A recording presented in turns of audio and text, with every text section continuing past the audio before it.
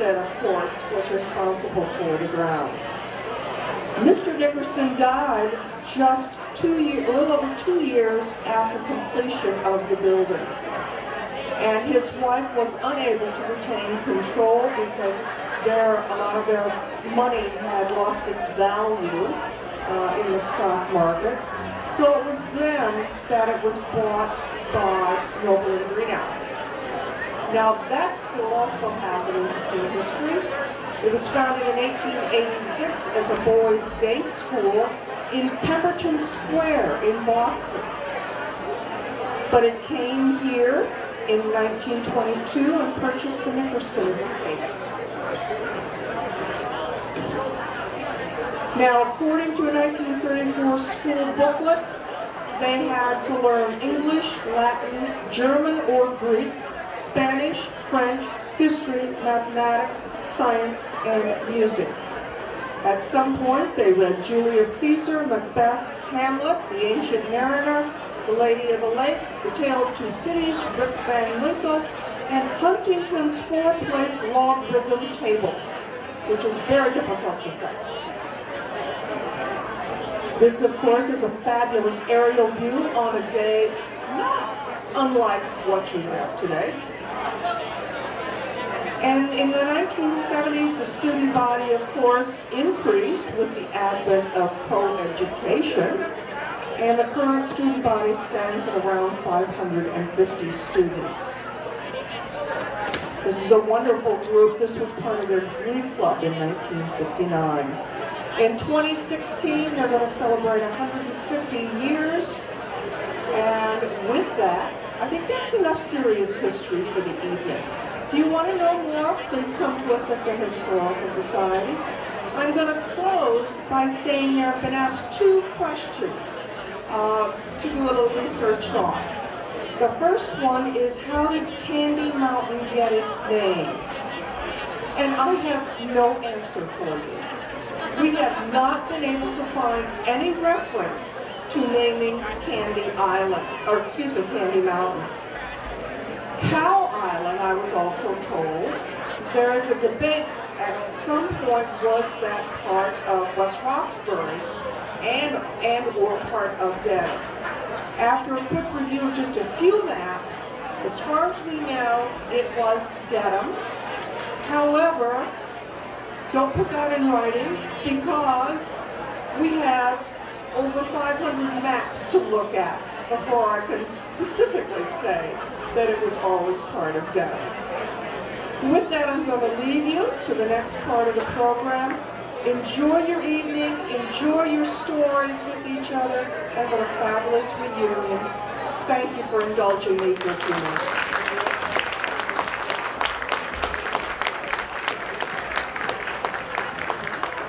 Next is our main event. It's the slideshow presentation of Riverdale places and people that we've collected over the last several months. Here tonight to comment on them are some of Riverdale's longtime residents. Would the following people please come up to the center table here? We have Bob Reisfelder. Come on up, Bob. We have Bob King. Come on up, Bob. Bob Aldous. Come on up, Bob. It's a table of Bobs, basically. And we have Jane Breed. Jane Breed is, her father, Al, owned Breed's Boathouse here along the Charles River many years ago. And we have Ed DiVincenzo. Is he back yet? Has anybody seen Ed?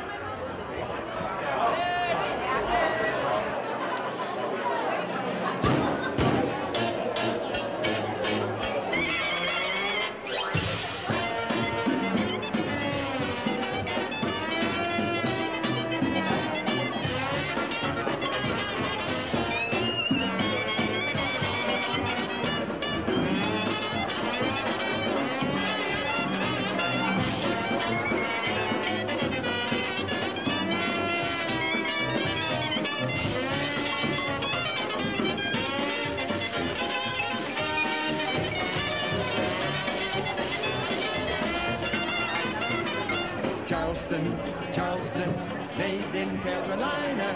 Some dance, some prance, I'll say. Street of house, which also burned around the 1950s.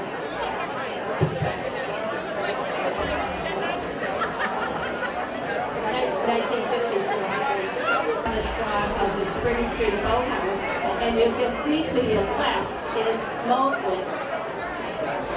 The Alfred, after his boathouse burned, he was also renting this boathouse, and for a number of years it was used by him for canoe rental.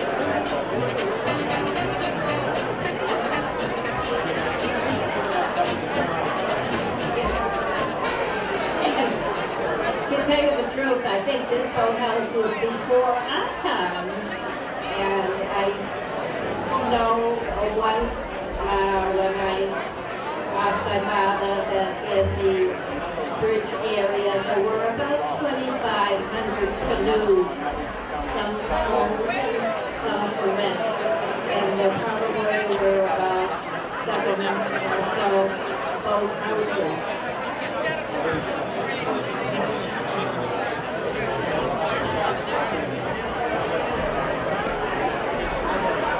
This is probably a popular shot because it was in these buildings that the first canoe club was organized in the United States, and it was more of a social club besides canoeing.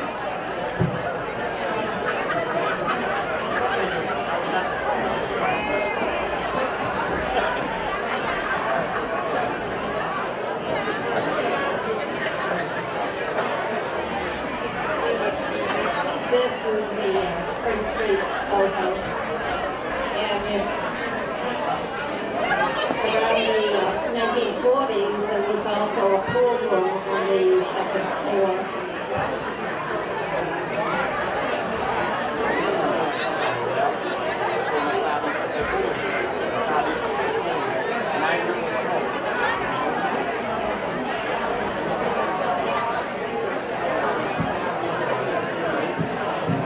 Yes, this shows the damage from the hurricane probably in 1938.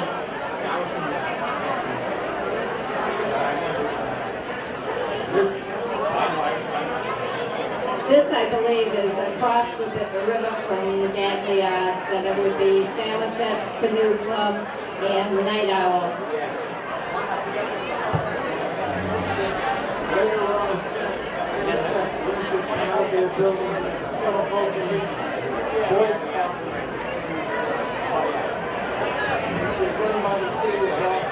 This was the other side of the river, and it's Gagliards, known as the Irish Ale House these days.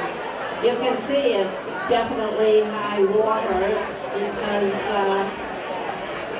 the water is almost up to the street.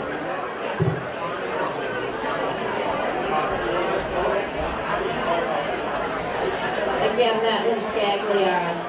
I believe when the Samoset Canoe Club may have started on this side and moved to the other side of the river. At some point on the other side of the bridge there was also a carousel. I'm not sure of the roof on this shot, whether it was built after the shop.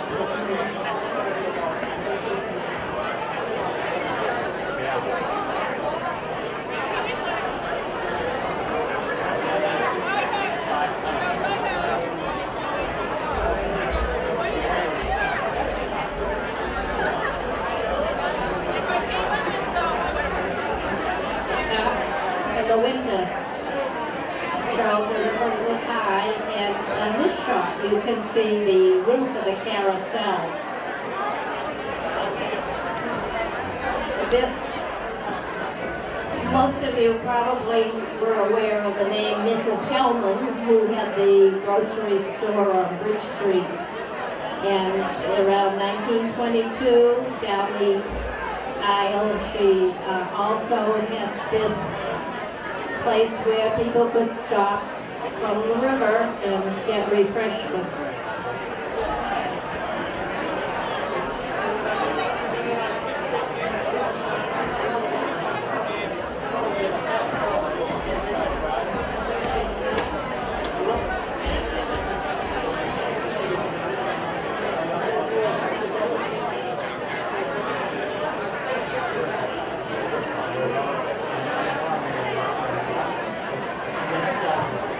I once went with David Lloyd to talk with Al Volk, and he referred to Breed's Canoe Club as the newcomers.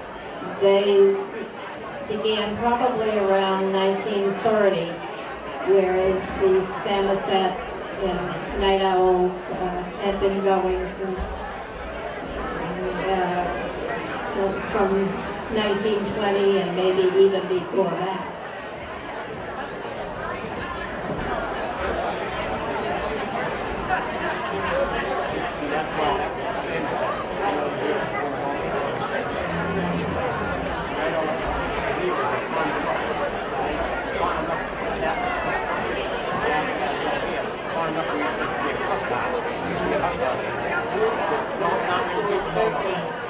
Men were required to really leave the top of fingers. We didn't have mosquitoes.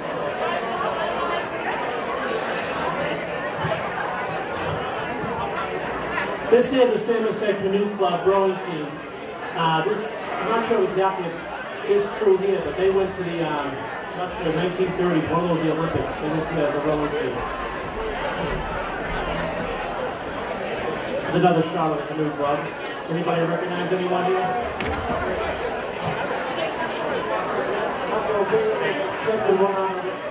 Looking at this picture, you're checking in the back row right to the left.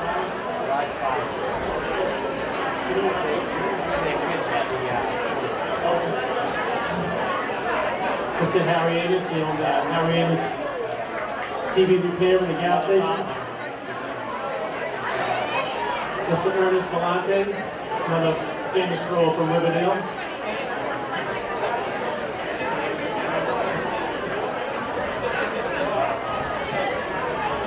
There's another canoe. Look at all those people over there in the parkway.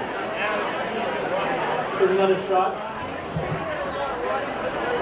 This is actually the first shot I've noticed of the Lent Canoe House. And you remember that he had only old towns to rent. This is a warboat. There were probably only about 4 or 5 of them in the area. And they carried them in town back to both sides. And created quite a weight. And basically they back down the park from the bridge out to First Flower. This is the start of a 26-mile marathon. That's how it started. It started in Medfield and had the Charles wound around the area. It ended up being 26 miles long. This is the very beginning.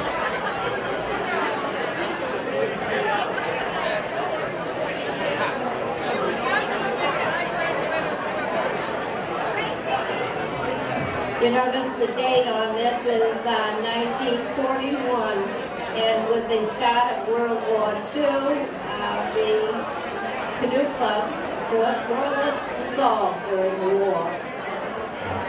After the war, it became very popular to have a motor on your boat.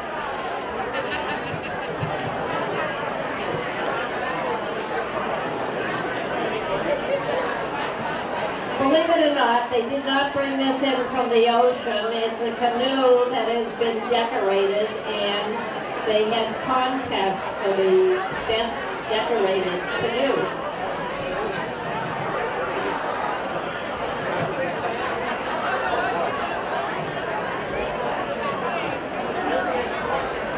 They included this shot, believe it or not, this went through the fire at Breed's Canoe House and did survive.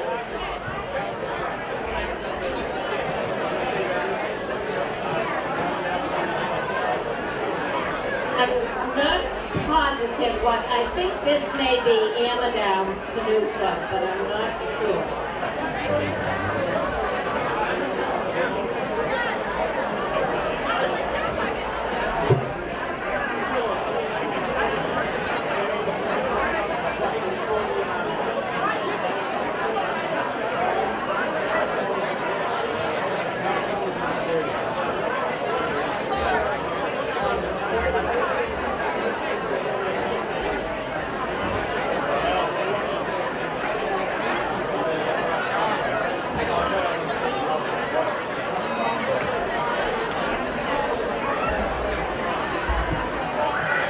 This is on the opposite side of where the Irish Ale House is now located.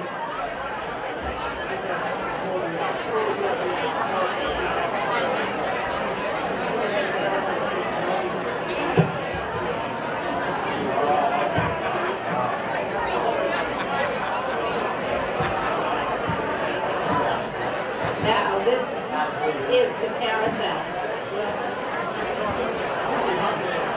I think the neighbors or the residents of Riverdale were very upset about the terrible clientele that was coming to use this carousel. And so it was my impression that it was never a popular amusement in the neighborhood.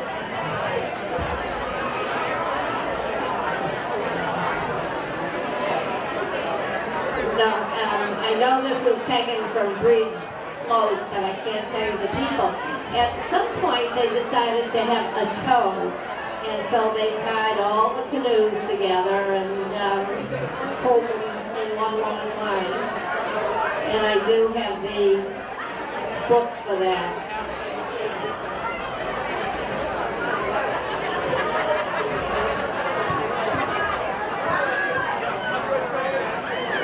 Well, I hate to tell you, but this is well marked. And I spent a lot of my childhood because our house was over the boathouse. And I saw the canoes every day. Well, this is another shot.